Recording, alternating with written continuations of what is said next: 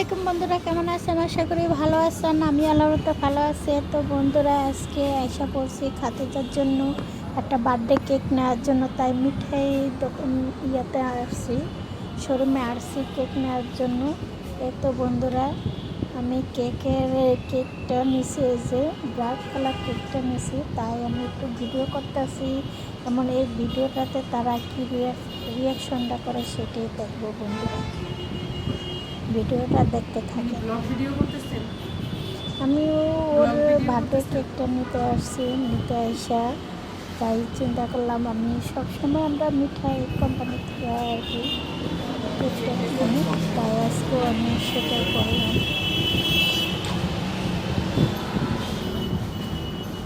প্রত্যেকটা state by state, কারণ অনেক সময় দেখা গেছে তার আগে দিয়ে আমি দেখছি কেক খায় অনেক বাচ্চারা মারা গেছে ক্যান্সারে। ফেসবুকে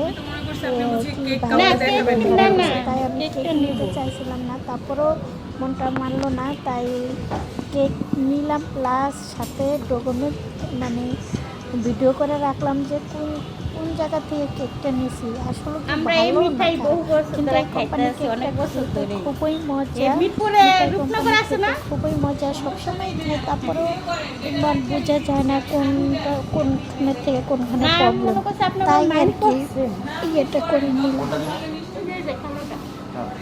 এই যে শুধু কালারফুল মিষ্টি, অনেক সুন্দর সুন্দর জাম, লাড্ডু সব আছে। আমি বলছিলাম আমার সামনে, এত বন্ধুরা আমি বলছি আমার সামনে কেকটারে ডিজাইন করতো, কিন্তু মহিলাটা আমার সামনে ডিজাইন করলো না, আড়ালে লুকাইয়া ওই পাশে আমি টাকা দেওয়ার সময় আড়ালে সে ওই যে ডিজাইন করতেছে, কিন্তু আমার সামনে ডিজাইন করলো না। কিন্তু তার জন্য একটু কেমন জানি মাইন্ডে লাগছে যে আসলে প্রবলেমটা কী, তারা লুকাইয়া কেন ডিজাইন করে, তারা ডিজাইনটা সামনেই দিব যে বার্থডে খাদিজা রহমান এটা লেখা দিব। তারপরও বেশি কিছু বললাম না, যে থাক। তারপরে এই যে সাইনবোর্ডটা আসলো, আর টাকাটা দিলাম, নিজে একটা বাতি, একটা মম নিলাম, আর এই যে কী আর বলবো, এই তো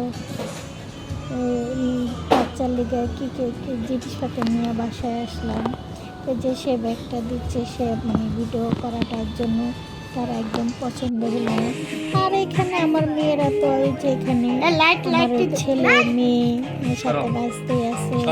এই যে আমার মেয়েটাকে পুরো ঢল সেজে রয়েছে, মাশাল্লাহ খুব হয়েছে আমার মেয়েটাকে। সাধারণ মানে আমরা সবসময় অন্য মানুষ না, নিজেরা একটু আনন্দ করার জন্য একটু ইচ্ছে করে একটু আনন্দ করি। এই তো আমার মেয়েটার কাছে, সে কাছে আসে না, সে আসলে এটা ধরবে কি না, সে কতক্ষণ জামাটা পরছে, সে কী করবে, মানে একটু অবাক যে যার কারণে সে কী করবে, তার রিয়াকশনটা কি সেটা আর সাথে সে ঘুরে সব দেখতে আছে যে কী অবস্থা, কেমন কী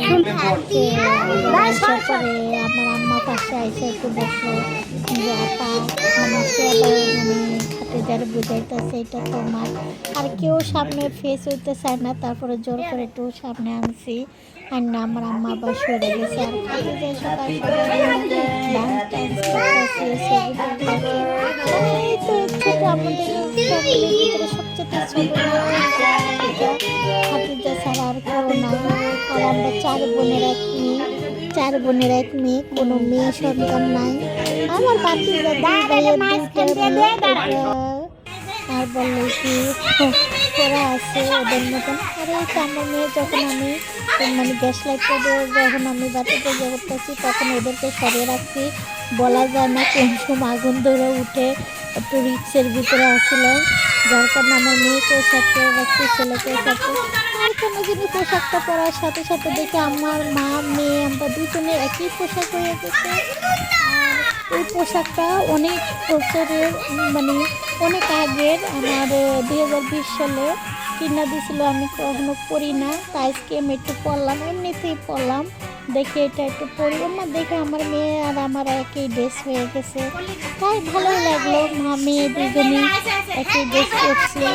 আর তো মানে বাচ্চা কোলে থাকলে তো দুজনের মাথা কাটা কাপড় ঠিক থাকে না।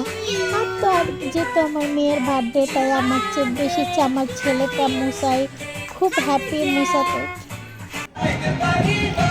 তো খুব হ্যাপি। তো সে কেক কাটবে, ডান্স করছে, কত কিছু কিছু ছোটো ছোটো ভিডিওতে সেটা দেখা যায় বাড়িতে আমার মেয়ে খাচ্ছে, আমাকে একটু আবার গালে লাগিয়ে দিচ্ছে, এই যে তারা দুষ্টমি করতেছে, এই যে সবাই মিলে আর কি মজা করতেছে। কেক আমি বসে বসে ছোটো ছোটো করে পিস করতেছি।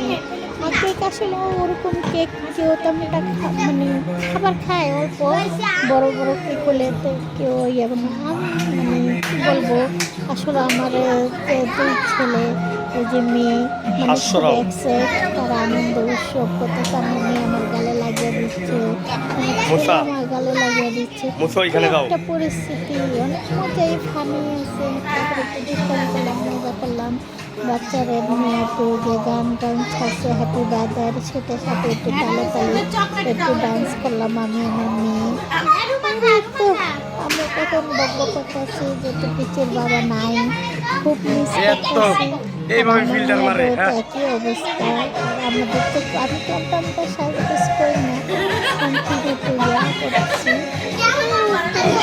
আমার একটু পর আমার বাড়ির গাইছে দেখে মজা লাগতেছে, হাতে যাই দেখো ছোটো মেয়ে তো দুষ্টামি করতেছে।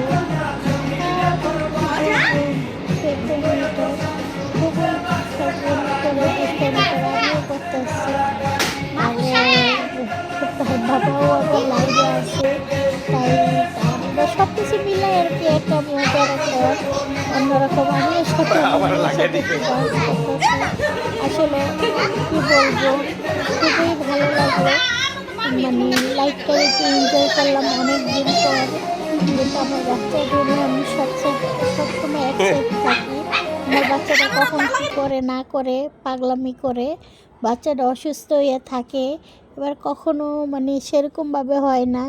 আর আমি এই তো আমার বাচ্চাটার একটু কেক মুখে দিয়ে দিছি, সে নিজে ভয় পেয়ে মানে হাঁ করে কাঁদতেছে।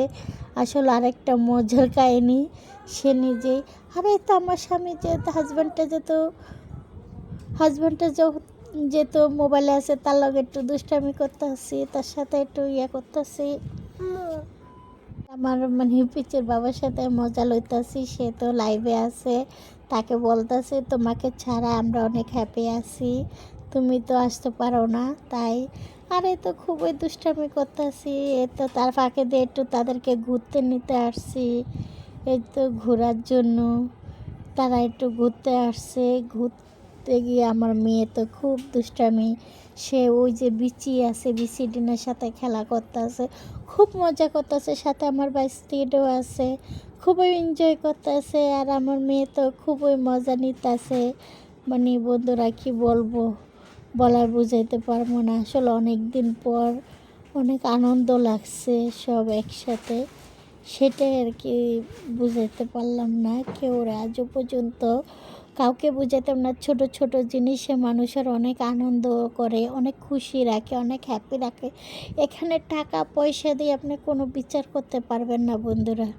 টাকা পয়সা দিয়ে মানুষ বিচার করা যায় না, পশু পাখি বিচার করলে করা যায় না, মানুষের কোনো বিচার নেই। এই তো আমার বাচ্চারা যে খুব মানে অনেক দিন পর লাগছেন গ্রামের মতন মাঠে খেলছে, সেটাই।